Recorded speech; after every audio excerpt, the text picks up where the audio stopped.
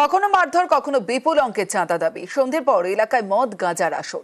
কামারহাটি জুড়ে রোহিত সিং এর নামে এমনই নানা অভিযোগ। আতঙ্কে কাটা বাসিন্দারা রোহিত সিং মনে করাচ্ছেন জয়ন্ত সিংকে।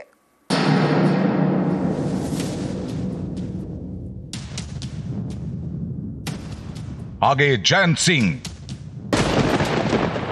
এখন রোহিত সিং।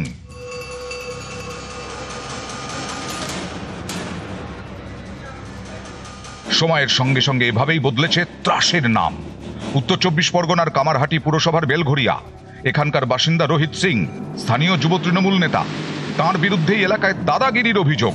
50,000 টাকা চাঁদা না দেওয়ায় এক যুবককে বেধড়ক মারধরের অভিযোগ তাঁর দলবলের বিরুদ্ধে। এলাকায় কান পাতলে রোহিতের নামে অভিযোগের পাহাড়। অভিযোগ, বহিরাগত দুষ্কৃতীদের শেল্টার দেন রোহিত। এলাকায় মদ গাঁজার আসর বসান, সাট্টার কারবারও চালান। এলাকায় দেখি সবকিছু সন্ধ্যার পরে অনেক কিছু হয়, কিন্তু আমরা কোনো প্রতিবাদ করতে পারি না। বহিরাগত ছেলেরা আসে, লোকাল ছেলে কয়েকজন থাকে। আজকে ধরেন একটা ছেলের মেরেছে, যেই মারুক অন্য কোনো বড় কোনো ঘটনা ঘটবে না তার কি গ্যারান্টি নিতে পারে? এটা দেখুন, তৃণমূলের ইনার ক্ল্যাশ এবং অ্যাডমিনিস্ট্রেটিভ ফেলিওর। মদ্যপ যারা থাকে তাদের নিয়ে এখানে সাধারণ মানুষের লোকাল সবার এখানে একটা অসন্তোষ আছে। তারা ভয় বলতে পারে না, কারণ সবটাই তৃণমূল কংগ্রেসের ছত্রছায়ায় হয়। কালকে যে ঘটনা হয়েছে, সেই ঘটনায় যেভাবে মারা হয়েছে সেটা ক্রিমিনাল অ্যাক্টিভিটি বলা যায়। সারা কামারহাটি জুড়ে তৃণমূল কংগ্রেস এরকম পাড়ায় পাড়ায় রোহিত সিংদের তৈরি করেছে। তৃণমূল কংগ্রেসের কর্মীরাই বলছে ওখানে দাঁড়িয়ে জুয়োসাট্টা খেলা হয়, মদ খাওয়া হয়। তাহলে তৃণমূল কংগ্রেসের এমএলএ কি জানেন না? প্রশাসন কি জানে না? এইসব নোংরা ছেলেরা কারোর মাথায় আছে, তার আশীর্বাদে বলুন, তার নিজের কাজ করার জন্য এই মানুষগুলো রয়েছে। কোথায় কার হাত আছে এটার জন্য আমি মনে করি আমার প্রশাসন অর্থাৎ আমাদের লোকাল পুলিশ, বেলঘরিয়া থানা পুলিশ যথেষ্ট। রোহিত সিং মনে করাচ্ছেন জয়ন্ত সিংকে।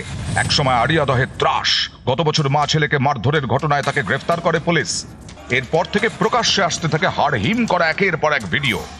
অভিযোগ, তালতলা ক্লাবে বিচার সভা বসাতো জয়ন্ত তার সাগরেদরা। তারপর জয়ন্তের নিদান মাফিক শাস্তি দেওয়া হতো। জয়ন্ত এতটাই বেপরোয়া যে আগ্নেয়াস্ত্র নিয়ে ক্যামেরার সামনে পোজ দিতেও তার কিছু যায় আসে না। প্রকাশ্যে এক সাগরেদকে আগ্নেয়াস্ত্র চালানোর প্রশিক্ষণ দিতেও দেখা যায় জয়ন্তকে। কখনো আবার হাত পা ধরে চ্যাংদোলা, তারপর লাঠি দিয়ে পিঠে কোমরে দামাদাম মার। অভিযুক্ত জয়ন্ত সিং এবং তার দলবল। জয়ন্ত এখন জেলবন্দি। তার জায়গায় এবার রোহিত সিং এর বিরুদ্ধে দাদাগিরির অভিযোগ ঘিরে শোরগোল।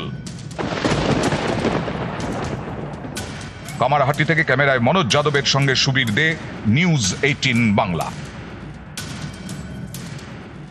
এক জয়ন্তের রক্ষে নেই রোহিত দোসর। কামারহাটিতে এবার রোহিত সিং এর বিরুদ্ধে দাদাগিরির অভিযোগ। 50,000 টাকা চাঁদা দাবি না দেওয়ায় যুবককে রাস্তায় ফেলে বেধড়ক মার। অভিযোগের আঙুল রোহিত সিং এর দলবলের দিকে, তিনি মানতে নারাজ।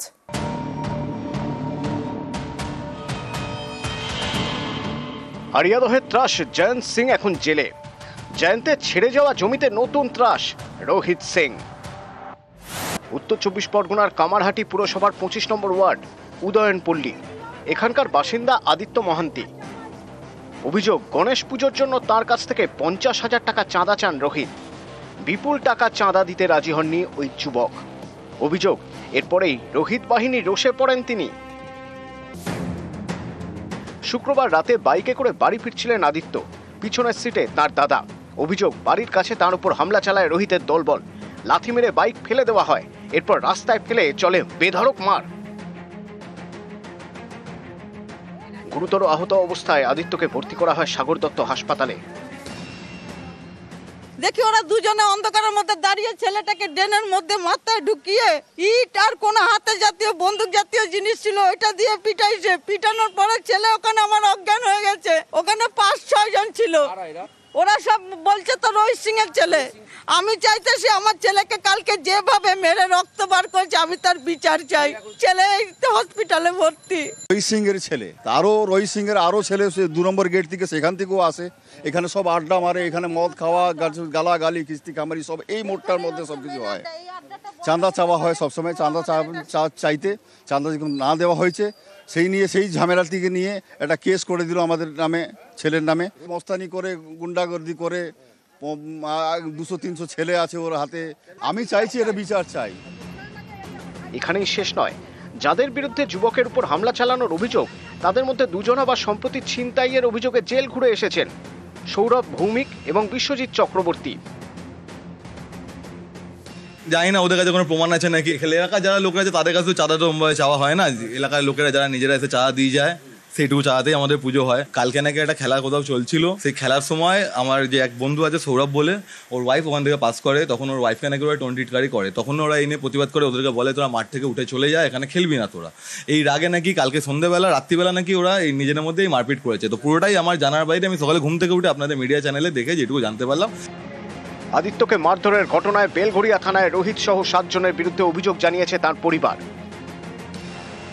কামারহাটি থেকে ক্যামেরায় মনোজ যাদবের সঙ্গে সুবীর দে, নিউজ 18 বাংলা। খালের দুপাশে বাড়ি, যাতায়াতের সুবিধার জন্য খালের উপর ব্রিজ, আর এর জেরে নিকাশির সমস্যা।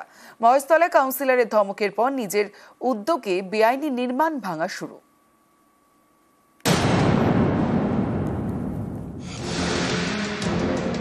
খালের উপরে তৈরি হয়েছে ব্রিজ, একেবারে ব্যক্তিগত উদ্যোগে। বিষয় নজরে আসতেই স্থানীয় কাউন্সিলরের ধমক। আমরা সরকারের কাছে দৌড়ে দৌড়ে ব্রিজ বানানোর পারমিশন পাচ্ছি, কারণ আপনি ইচ্ছা খুশি করে ব্রিজ বানিয়ে দিতে, তখন কাউন্সিলর কে ছিল, এই ব্রিজটা করার পারমিশনটা কিন্তু সেটা সবচেয়ে বড় কথা। শেষমেশ নিজের উদ্যোগে বেআইনি নির্মাণ ভাঙার কাজ শুরু। মহেশতলা পুরসভার 17 নম্বর ওয়ার্ড, এখান দিয়ে বয়ে গিয়েছে পুরনো মণি খাল। চকমিরে এই খালের দুদিকে শঙ্কু মণ্ডলের বাড়ি। যাতায়াতের সুবিধার জন্য খালের উপরে তৈরি করা হয়েছে কংক্রিটের ব্রিজ। অভিযোগ, এর জেরে এলাকার জল বেরোচ্ছে না। ভারী বৃষ্টি হলেই বেশ কয়েকটি এলাকা জলে ভাসছে। বিষয়টি শুনেই এলাকায় যান স্থানীয় তৃণমূল কাউন্সিলর, শঙ্কু মণ্ডলকে ধমক দেন। আমরা সরকারের কাছে দৌড়ে দৌড়ে ব্রিজ বানানোর পারমিশন পাচ্ছি, কারণ আপনি ইচ্ছা খুশি করে ব্রিজ বানিয়ে দিতে, তখন কাউন্সিলর কে ছিল। প্রথমে ভেবেছিলাম ব্রিজটা হয়তো কোনো সরকারি ব্রিজ হবে, তারপর দেখলাম যে না, ব্রিজটা গিয়ে সোজাসুজি একজনের বাড়িতে হিট করছে। তো যে ব্যক্তি আছে তাকে রীতিমতো ধমক দিয়ে বলেছে যে এটা প্রাইভেট ব্রিজ, এভাবে ব্রিজ করা যেতে পারে না। আমি অফিসিয়ালি পৌরসভাকে চিঠিও দিয়ে দিয়েছি।